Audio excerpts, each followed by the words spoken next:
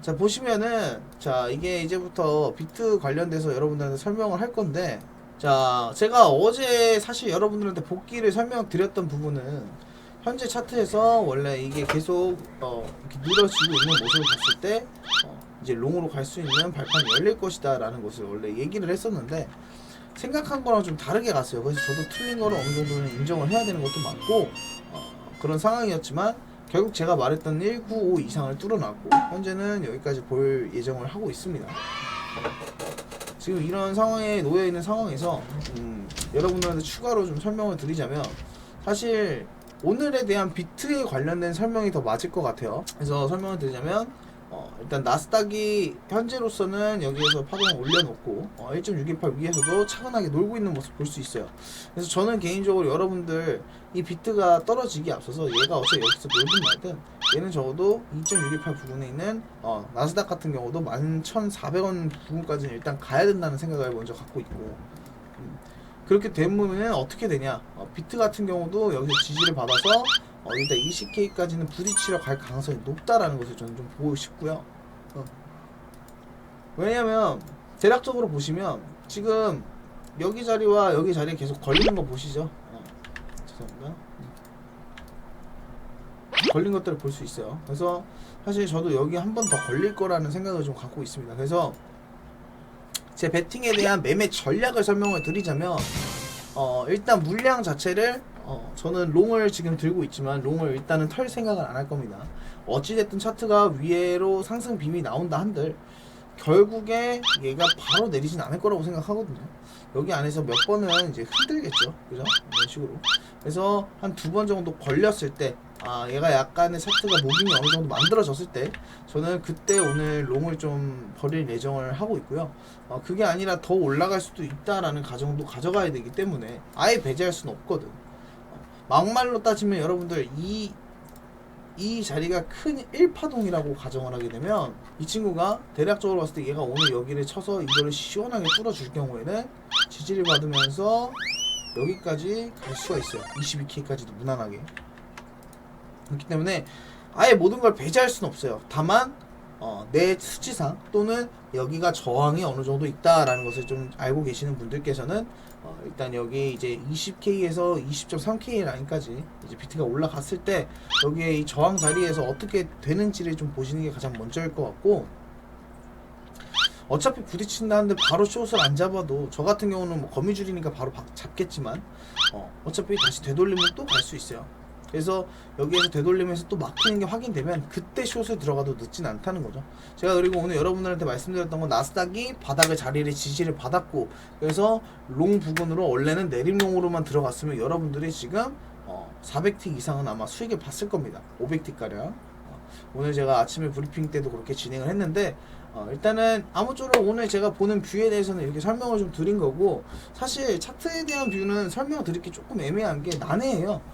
좀 큰 뷰로 보시면은 사실 뭐 큰 차트에서는 나스닥 큰 차트에서는 이렇게 해서 디센딩으로도 충분히 볼 수 있겠지만 어디까지나 그거는 가설이고 현재 이루어진 게 아무것도 없기 때문에 그 이후에 생각을 해야 될 부분이라고 생각합니다. 저희는 어차피 마진을 하는 사람들이니까. 그리고 일단 분명히 말하지만 숏을 잡고 싶으신 분들은 적어도 20K 이상에서 뚫려놓고 지지를 받냐 아니면은 힘이 빠졌냐를 꼭 보시고 그 다음 숏을 들어가는 거 좀 추천드릴게요. 자, 여러분들 금일 PPT 진행하겠습니다. 자, 일단 유럽 미국 경제지표의 일정이고요. 여러분들 궁금하신 분들은 이거 멈춰놓고 한 번씩 읽어보시면 됩니다. 소비 판매 있었던 거, 그리고 수출 물가지수랑 소매 판매랑 이게 오늘 있는데 제가 알기로는 이게 소매 판매가 별 3개짜리야.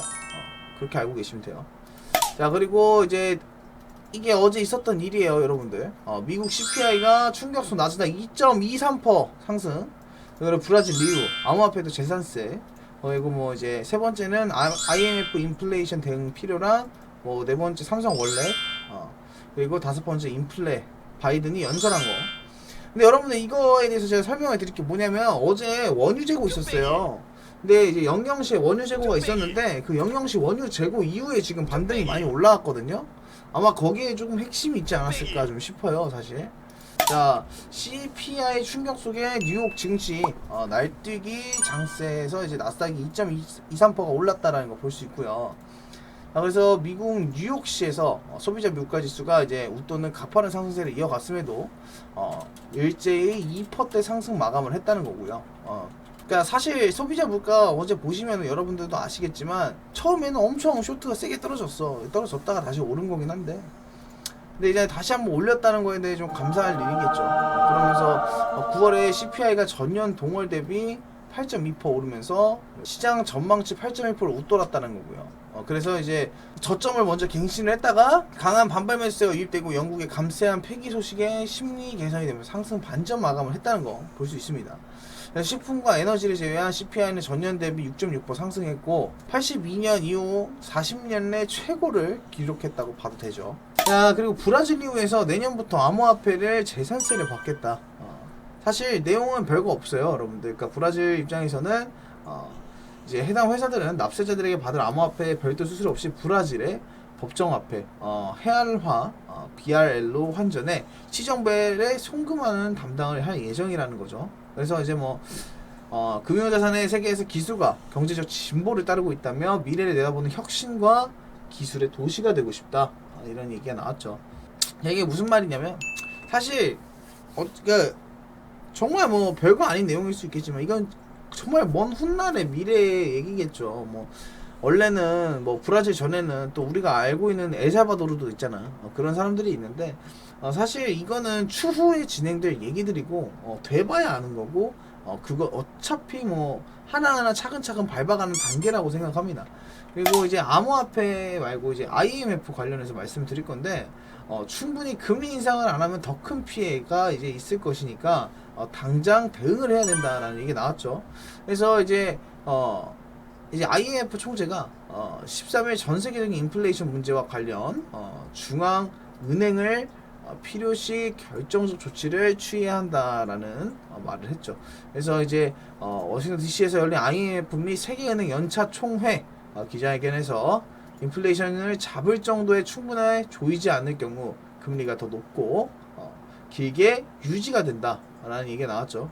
그러니까 사실 이미 다 큰일 난 상황이지만 이런 얘기가 나왔다는 걸 그냥 알고 가시면 되고, 삼성에서는 이제 연내 13개국에서 추가 출시가 된다, 월렛이 이제 가상자산 기능을 또 포함한다라는 내용인데요. 이제 그래서 이제 보시다시피 삼성페이와 생체인증 서비스 삼성 패스를 통합한 서비스로 디지털 키, 가상자산 확인, 티켓 기능 등을 제공할 예정입니다. 삼성이 이렇게 오르게 된다면 사실 비트, 저희가 알고 있는 주식 관련주보다 플레이 탭에 대해서 조금 더 저희가 주목을 해볼 필요가 있겠죠. 삼성 관련이 좀 어느 정도 되어 있는 계열이 있는 코인이다 보니까 어느 정도 좀 여러분들도 생각은 해놓고 있어라 라는 겁니다.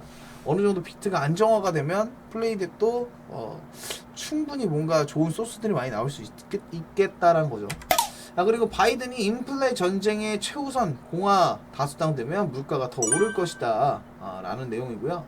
그래서 이제 미국 대통령이 13일에 만약 공화당의 의회를 장악한다면 물가는 상승할 것. 그래서 이제 소비자 CPI가 이제 상승률 탓에 11월 중간선거에서 공화당으로 표심이 쏠리는 것을 막기 위한 발언으로 풀이가 된다는 겁니다. 그래서 이제 공화당 의원들의 최우선 순위는 인플레이션 감축법을 폐기하는 것이고 이는 현 시점에서 아주 잘못됐다라는 내용이고요. 그러니까 이제 민주당에서 솔직히 우리나라도 개차반이지만 그러니까 민주당에서 그냥 자기를 뽑아라 이런 느낌이겠죠. 사실 이제 대통령 선거도 이제 좀 있으면 또 시작을 해야 되는 상황이 오니까. 그래서 경제 정책 덕분에 미국은 이 도전에 마주한 다른 주요국보다 강력한 위치에 있고 감축법으로 건강보험이 크게 낮췄고 앞으로 몇 달 동안 에너지 가격도 낮출 것이라는 자평까지. 네, 여러분들 하나만 얘기할게요. 바이든 말은 그냥 믿고 걸으시면 돼요. 어떤 이렇게 해서 내용은 PPT 관련된 게 일단 이 정도에서 마무리가 될 것 같고, 아무쪼록 일단은 브리핑은 여기서 마무리를 좀 짓도록 할게요. 여러분 감사합니다.